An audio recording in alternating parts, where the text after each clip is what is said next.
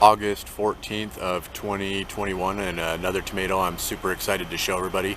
This one comes from the Dwarf Tomato Project as well.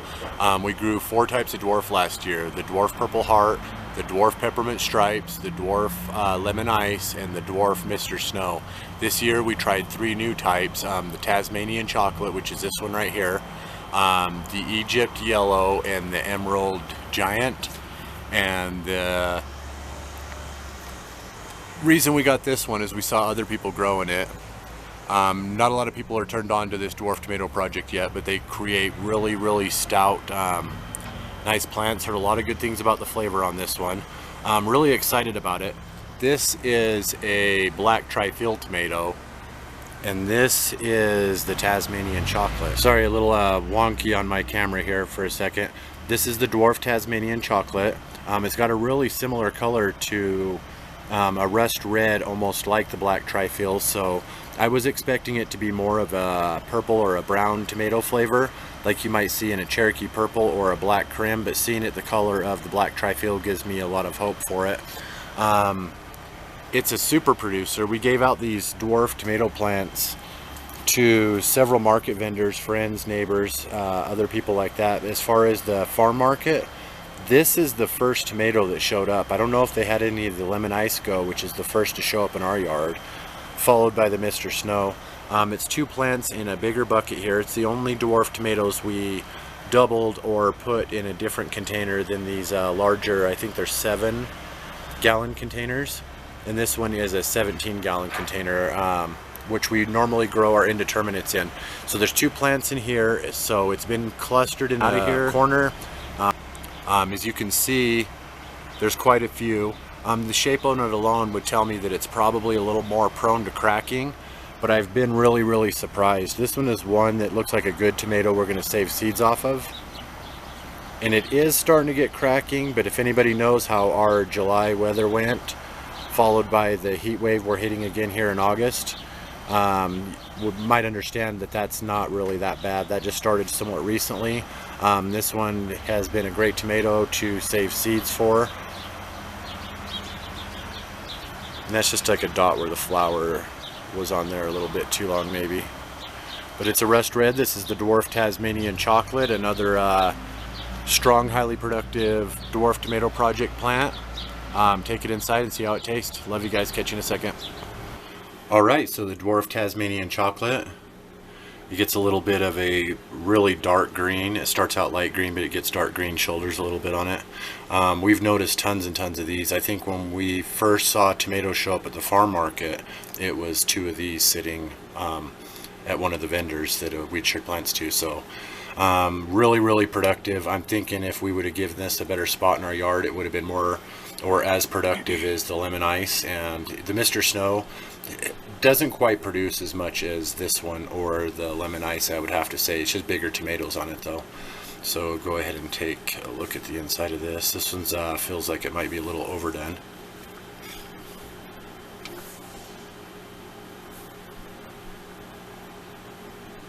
Nice. It looks pretty. Yeah, I wasn't expecting the pink, and this one doesn't have a lot of meat. I don't know if that's normal. All the stuff that you see in our videos, it's just our personal opinion from a small family in a small town. We hope that sharing our personal experience might help other people see these things firsthand when deciding to try to grow. I know that when we're looking at different things, we're watching a lot of your videos and we're watching to see how you guys feel about certain things or whatnot when we make decisions. So I know that a lot of people that might be watching these testing videos might be trying to make a decision on this. This one is from the Dwarf Tomato Project. It's a super highly productive plant.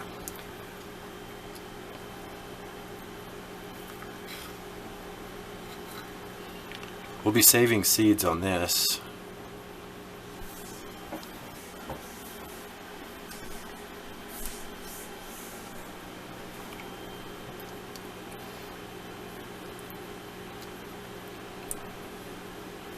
That's like good old-fashioned kind of. It doesn't really... I thought it would lean a lot more towards the black trifle.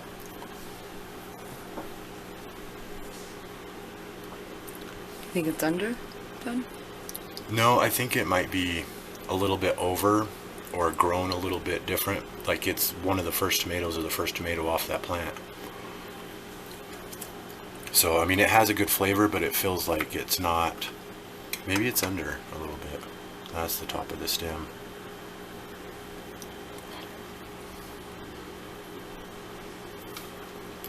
The meat looks a little bit mealy.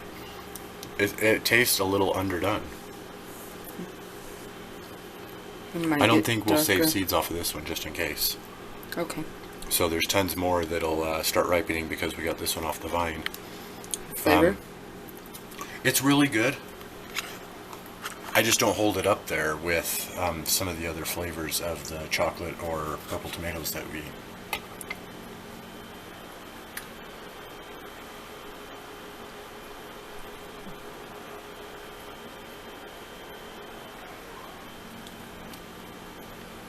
It does taste a little underdone to me. It tastes a little tart.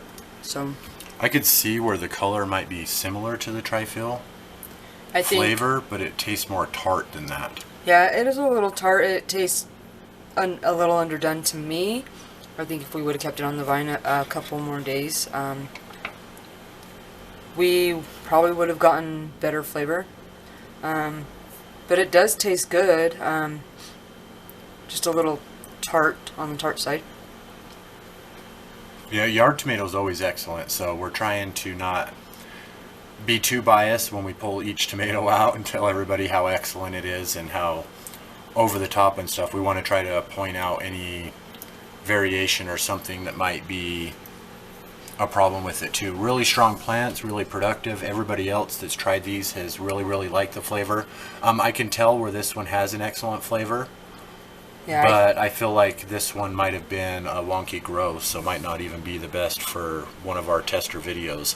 The flavor is really good. It does somewhat remind me of the trifil, the black trifil, and the black trifil reminds me of ready-made sauce.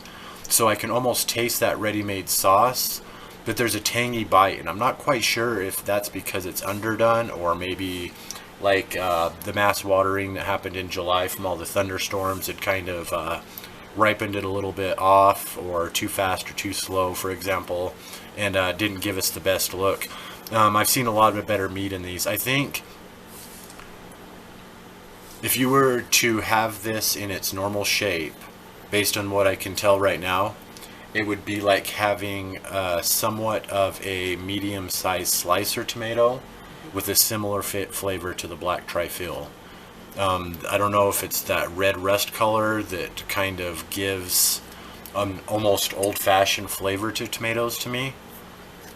Yeah, it's really good. It does have good flavor. Aside from the tartness from, I think it's underdone. I think it's underripe. And there's not a lot of acids there either. So it's not super acidic either. So it's really low on the acids. It does have good flavor. Just with this one, I think we could maybe try to do this one again with a little more ripe. See if the flavor's any different. Yeah, it is a good tomato though. Yeah, I would recommend giving it a try if you've never tried it.